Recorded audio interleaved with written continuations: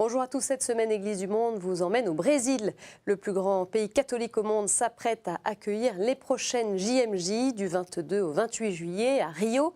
L'Église du Brésil, qui connaît une forte vitalité, fait aussi face à des défis majeurs, perte de la foi, désaffection de fidèles attirés par des groupes évangéliques en plein essor. Le Brésil est aussi confronté à des problèmes socio-économiques importants, à l'origine des manifestations qui ont enflammé le pays ces dernières semaines. Dans ce contexte, que vivent les jeunes catholiques du Brésil? Eh bien, pour nous accompagner pendant cette émission, je reçois le Père Paulo Nunes. Père, bonjour. Bonjour. Alors, vous êtes brésilien, vous êtes en France depuis 2011. Vous suivez des cours de théologie biblique à l'Institut catholique de Paris. Et puis, vous êtes également vicaire dans le diocèse de Sens, dans Lyon, Sens-Auxerre. Voilà. Merci de nous avoir rejoints. Alors, une première question, Père. Votre pays, c'est le plus grand d'Amérique latine, environ 190 millions d'habitants. Alors, bien sûr, il présente des réalités diverses. On ne va pas pouvoir toutes les évoquer aujourd'hui. Mais peut-être pour nous aider un petit peu à mieux saisir la réalité de votre Église, est-ce que vous pouvez nous situer en quelques mots votre diocèse d'origine? Voilà, je viens du diocèse d'Impératrice, qui est situé dans un État qui s'appelle Maranhão. Donc le Brésil, c'est un État fédératif composé par 26 États. Et mon État, c'est le Maranhão. Et je viens d'un diocèse composé par 13 villages. Qui est dans le nord, dans le nord du Brésil, dans le nord-est. D'accord, le nord-est. Particulièrement, nord-est. Et voilà, c'est un diocèse très, très divers. Voilà, nous avons de tous, nous avons des communautés de base, nous avons des mouvements charismatiques, nous avons une église plus liée aux mouvements sociaux. Et donc voilà, c'est un diocèse très, très divers. Image d'ailleurs de l'église du Brésil tout entière. D'accord, c'est une espèce d'échantillon de ce qui se passe dans le reste du Brésil pour l'Église. Alors, on va revenir sur les manifestations qui ont secoué les principales villes du pays ces dernières semaines. Comment est-ce que vous percevez ce mouvement? Voilà, l'herméneutique que je fais là-dessus, sur ces mouvements-là, c'est par deux voies. Donc, tout d'abord, c'est un réveil de la population brésilienne qui va dans les rues manifester ses inquiétudes vis-à-vis de la politique, mais malheureusement, pas de façon très raisonnable et de façon organisée. Voilà, on discutait tout à l'heure sur c'est pas beaucoup notre genre de manifester, voilà, aller dans les rues. Et voilà, on débute là-dessus. Voilà. Bon, on débute depuis quelques années. Qu'est-ce que souhaitent les jeunes qui vont dans les rues? Voilà, les manifestations ont commencé pour une revendication autour des billets, des tickets, des bus, des transports. Après est venue une question des dépenses vis-à-vis de la Coupe du Monde. Et après, toutes les questions politiques, tous les problèmes politiques et sociaux présents chez nous. Cette question des transports a mis le doigt sur finalement d'autres choses qui existaient déjà, des problèmes économiques et sociaux, et puis il y a un agenda politique aussi. Quelles conséquences est-ce que ce mouvement peut avoir sur les JMJ, selon vous? Voilà, les conséquences... Ça peut perturber le déroulement des JMJ? Voilà, ça peut inquiéter quelques-uns, quelques étrangers qui vont partir. Sûrement, ça va inquiéter, ça va se poser des questions. Maintenant, nous pouvons... Vous pensez qu'elles vont se poursuivre? Je pense qu'ils ne vont pas affecter le JMJ directement, parce que le JMJ, c'est un événement religieux. Et jusqu'au présent, selon les informations que j'ai regardées sur l'Internet, que j'ai reçues, ils n'ont rien du tout touché aux questions de JMJ. D'accord. Et donc, mais ça peut faire peur à quelques-uns qui vont partir, principalement les jeunes qui viennent de l'extérieur. Mais voilà, le JMJ quand même, ça peut donner une force à ces mouvements-là, voilà, de façon pacifique, de façon correcte, je dirais. Ça peut être positif, finalement. Ça peut être positif, tout à fait. Alors, dans ce contexte, quelle est la situation de l'Église au Brésil à la veille des JMJ? Je vous propose d'écouter l'éclairage du responsable de la pastorale des JMJ, recueilli à Rio par Antonin Lebas. So Brazil is a very young church. we just have 500 years. Le Brésil est une église très jeune, nous n'avons que 500 ans. Depuis 2007, nous travaillons sur les thèmes principaux de la conférence d'Aparecida, missionnaires et disciples. Et pour nous, c'est un moyen de réfléchir aux nouveaux défis dans lesquels les chrétiens doivent s'investir depuis que Jésus-Christ nous a demandé d'aller dans toutes les nations pour faire des disciples.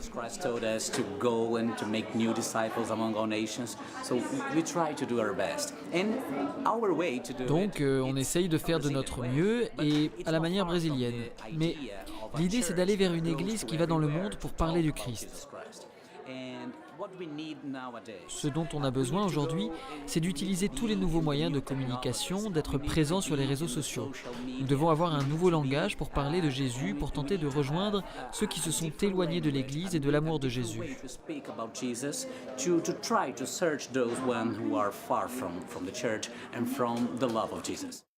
On le sent bien à travers les propos de ce prêtre qu'il y a un enjeu autour de ces JMJ qui est de rejoindre les jeunes, d'avoir une dimension plus missionnaire. L'Église aujourd'hui, elle a des difficultés à les rencontrer, ces jeunes ? Voilà, la jeunesse est toujours un problème, voilà, parce que c'est une phase de transition où la personne n'est plus un enfant, n'est plus un adulte encore. Et donc, voilà, la jeunesse, sûrement, l'événement JMJ va aider l'Église à s'approcher des jeunes et aussi ouvrir les portes de l'Église pour que les jeunes entrent dans la vie de l'Église. Voilà, c'est difficile la pastorale des jeunes quand même parce que... C'est quoi les difficultés que vivent les jeunes brésiliens ? Voilà, nous avons des problèmes sociaux très très graves. Par exemple, je cite la drogue et la violence, que c'est assez présent dans le quartier, principalement le quartier plus pauvre du Brésil. Un système d'éducation qui c'est pas de très très bonne qualité. Heureusement, depuis quelques années, on a évolué, voilà, depuis la politique de Lula, depuis le gouvernement de Lula. Beaucoup de jeunes aujourd'hui ont accès assez facile à une université, à une faculté. D'accord, et donc, à des ça études les aide supérieures. beaucoup. Voilà, à des études supérieures. Et pour autant, vous dites que le niveau n'est pas très élevé, pas très Pas bon. encore, parce que ça fait 10 ans encore que ça se met en route. Et donc, peut-être dans l'avenir, ça va évoluer, ça va grandir, ces niveaux éducationnels. Qu'est-ce que la jeunesse, elle peut apporter à l'Église, selon vous ? Voilà, nous avons... Jean-Paul II disait que pour que l'Église soit jeune, il faut que les jeunes deviennent l'Église. Donc, voilà, la jeunesse, sûrement, va apporter cette dynamique, voilà, de cette appartenance à Jésus, une dynamique qui est propre à la jeunesse, une dynamique d'évangélisation, parce que nous pensons, en Amérique latine, nous pensons être disciples, forcément, on est missionnaire. Donc, voilà, si nous avons une jeunesse liée à l'Église, une jeunesse qui appartient à l'Église, forcément, nous aurons une jeunesse qui annonce Jésus, qui annonce l'évangile de Christ. Donc il y a un vivier à rejoindre. Pour précision, il y a, je crois, environ 60 millions de jeunes dans votre pays. Alors, qu'attendent ces jeunes des JMJ ? Eh bien, on va écouter quelques réponses qui ont été recueillies devant la cathédrale de Rio le jour de la fête du Corpus Christi. C'était le 30 mai dernier. Je pense que les jeunes à Rio sont pas très unis à cause de tout ce qui se passe dans la rue, la drogue, les bagarres. Et à mon avis, ces JMJ vont nous permettre de nous réunir ainsi qu'avec tous les Brésiliens catholiques.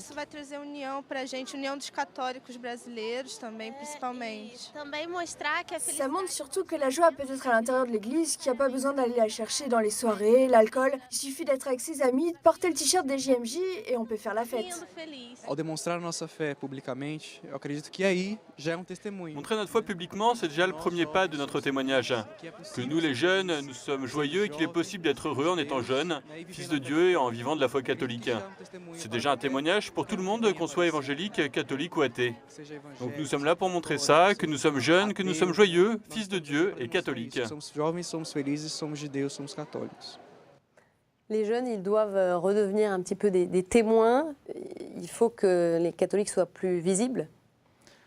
Voilà, cette visibilité, elle passe par un témoignage authentique. Voilà. Et je crois que le pape François, il va nous apporter cette dimension-là très très fortement. voilà, cette dimension d'une authenticité de vie, d'une authenticité, d'une appartenance vraiment à Jésus. Et c'est ça que les jeunes attendent de l'Église, c'est vraiment cette vie évangélique, ces témoignages profonds que nous pouvons rendre, nous pouvons donner au monde. Alors les jeunes que l'on entendait, hein, les jeunes brésiliennes, elles parlaient d'une jeunesse assez divisée, notamment en raison de la drogue, de la violence. Qu'est-ce que fait l'Église? Est-ce qu'elle lutte contre ces fléaux-là? Voilà, l'Église, elle a joué dans le passé, mais elle joue encore aujourd'hui un rôle très important dans la vie des jeunes, au sens d'une conscientisation, pas seulement une conscientisation religieuse, ça passe là-dessus aussi, mais surtout une conscientisation sur la vie politique, sur la vie sociale, sur la vie du pays. Voilà, ça, c'est le travail pastoral, j'allais dire, aussi, dans les églises. Donc voilà, nous marchons sur ces deux voies, soit le côté spirituel, oui. Voilà, de la vie religieuse, la religion telle qu'elle, soit le côté aussi social. Donc, et sur le front social, qu'est-ce qu'elle fait en fait l'Église? Une conscientisation politique, on travaille... Il y a des engagements voilà, dans les quartiers pauvres, il y a... des motivations pour que les jeunes s'engagent dans la vie politique, voilà, des ONG, des organisations non gouvernementales, que l'Église motive beaucoup des jeunes à participer, à entrer là-dedans pour être un signe prophétique de l'Église. Mais pourquoi est-ce qu'il y a toutes ces difficultés, drogue, violence? On a l'impression que finalement c'est un peu permanent.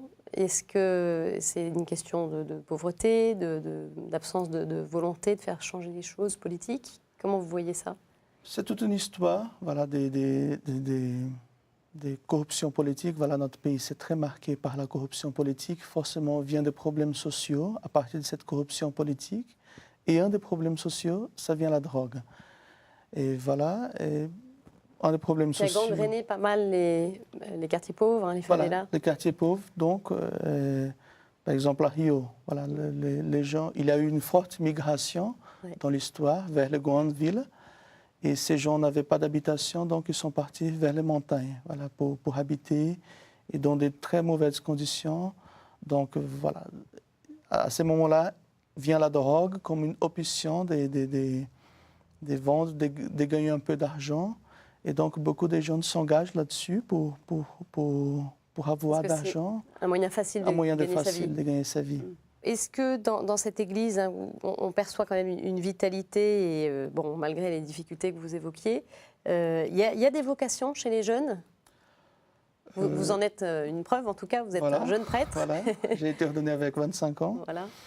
Et donc, je dirais que chez nous, il y a assez de vocations. Pour renouveler on n'a pas le clergé. On n'a pas énormément, mais aussi, ça ne manque pas. Je donne un exemple. Dans mon diocèse, nous sommes 33 prêtres. Le plus jeune, c'est moi, 27 ans, et le plus âgé, à 65 ans. Donc, nous avons 4-5 prêtres entre 55 ans et 65. D'accord. Donc, tous les autres, au moins de 65 ans. Donc, un clergé très jeune. Qui est jeune. Voilà. Vous dites 33, pour combien de paroisses? Pour qu'on ait une idée... En fait, nous sommes 26 paroisses, mais par contre, la notion des paroisses que nous avons chez nous, ce n'est pas la même. Par exemple, une paroisse dans notre diocèse, ça peut avoir 35 000 habitants ou 100 000 habitants. Ça dépend. Voilà, ça dépend. Par exemple, je travaillais dans une paroisse comme diacre. Il y avait une centaine de communautés de base. Donc, voilà, pensons bien, nous étions 3. 2 prêtres, 1 prêtre et 2 diacres. Donc, voilà, la notion de paroisse, ce n'est pas la même qu'en Europe. Et les communautés de base sont très actives. Hein. Le rôle des laïcs est important aussi, dans des lieux peut-être où il y a moins de prêtres. Les vocations, elles sont encouragées dans les familles catholiques. C'est encore un terreau pour des vocations? Voilà, c'est un terreau pour les vocations, mais aujourd'hui, beaucoup de vocations sont issues de nouveaux mouvements et de nouvelles communautés. Et aussi, la vie paroissiale, c'est très fort chez nous. Donc, ça attire beaucoup les jeunes pour devenir prêtres. Voilà. Moi, je suis un exemple là-dessus. Oui. Ce qui m'a attiré pour le sacerdoce, ça a été la vitalité de ma paroisse, la vitalité pastorale et spirituelle de ma paroisse. Alors, il y a un défi quand même de taille pour l'Église. Hein. Depuis une trentaine d'années, le paysage religieux du Brésil a changé. L'Église catholique perd progressivement du terrain au profit des églises évangéliques et des sectes. Comme nous l'explique le père Étienne Kern, curé d'une paroisse de Salvador de Bahia, ville située au nord-est du Brésil. On l'écoute. On dit souvent que le Brésil est un pays catholique. Petit à petit, on commence à se rendre compte qu'il est plus chrétien que catholique, avec une très grande présence évangélique. Et en fait, c'est surtout un pays religieux. La paroisse est assez petite, c'est 1 km². Il y a entre 20 et 25 sectes évangéliques. Il y a 3 centres de spiritisme. Et puis, il y a un certain nombre de maisons où on pratique le candomblé. Plus 2 chapelles catholiques.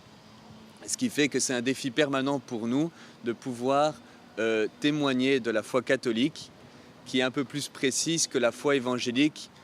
En gros, Dieu est le Seigneur et Jésus est le Sauveur, et de pouvoir rendre compte de notre foi catholique dans un contexte qui est en même temps porteur, puisqu'il y a une ouverture à tout ce qui est spirituel et religieux, et puis en même temps qui a un contexte d'opposition assez permanente de la part des évangéliques, qui sont pour un certain nombre fondamentalistes et assez intolérants, avec un manque de respect de la liberté religieuse qui s'exprime au quotidien par des pressions dans le monde professionnel, familial, social, d'abandonner la foi chrétienne, catholique, pour devenir évangélique. Alors Père, pourquoi les catholiques sont séduits par ces églises évangéliques qui pullulent un petit peu partout? Voilà, une très bonne question. Normalement, ils sont séduits par les églises évangéliques parce qu'ils font des promesses, des résolutions de problèmes. Comme vous savez, nous vivons beaucoup de problèmes sociaux et donc ils offrent une résolution des problèmes assez vite. Et donc, les gens qui n'ont pas de moyens, par exemple, d'accéder à un médecin, de chercher un psychologue pour aider à résoudre ces problèmes, cherchent la religion, chez les évangéliques principalement, pour résoudre ces problèmes.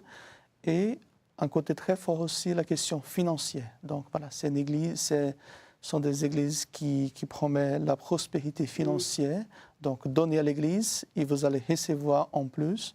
Et donc ça attire beaucoup de monde par ces sortes de manifestations, des propositions. Alors d'après un sondage, la proportion de catholiques entre 2003 et 2009 a chuté, moins 9% chez les jeunes de 10 à 19 ans. Donc c'est important. Face à cette érosion, quelle réponse apporte l'Église catholique? Je pense que tout d'abord, cette chute de nombre de catholiques sont vraiment des gens qui se disaient catholiques parce qu'ils sont venus d'une famille catholique, donc ils se disaient catholiques même s'ils ne pratiquaient pas. Au fil des années, ils se sont rendus compte qu'ils n'étaient pas catholiques parce qu'ils pratiquaient pas, parce qu'ils n'étaient pas catholiques parce qu'ils ne pratiquaient pas. Donc, une fois que l'enquête passe pour demander sa religion, il dit oui, je suis catholique. Non, mais tu n'es pas catholique parce que je ne pratique pas. Donc, forcément, vient une chute. Et donc, l'Église, le travail de l'Église là-dessus, c'est être elle-même. Voilà. On ne cherche pas le prosélytisme. Voilà. Pour eux, par exemple, un catholique qui devient évangélique, voilà, c'est la gloire. Ils sont arrivés à conquérir ce qu'ils voulaient. Mais pour les évangéliques. Voilà, les évangéliques. Mais pour nous, non, on fait notre travail. Voilà, on essaie de valoriser notre tradition catholique, d'annoncer l'évangile comme il faut, avec les implications sociales que l'évangile nous apporte. Et on ne cherche pas à faire pareil comme ils font. Mais ça doit être quand même une préoccupation, j'imagine, pour l'Église. Je crois que 1% des fidèles catholiques quittent l'Église chaque année, ce qui est beaucoup. Voilà.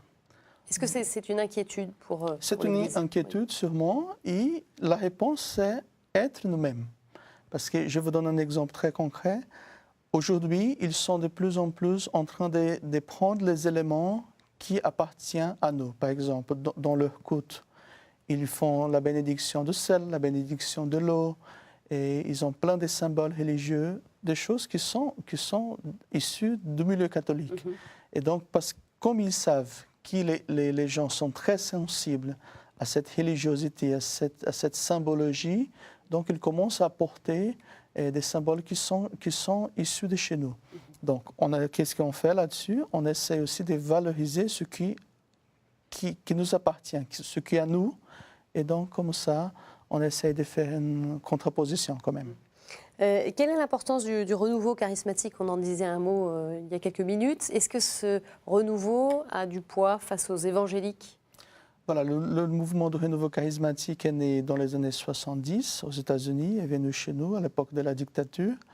Et donc aujourd'hui, depuis son arrivée, il joue un rôle très important parce que c'est un autre visage de l'Église, une Église qui nous approche de la parole de Dieu, qui nous approche de la spiritualité, de la prière, de l'Eucharistie, de la dévotion à la Vierge.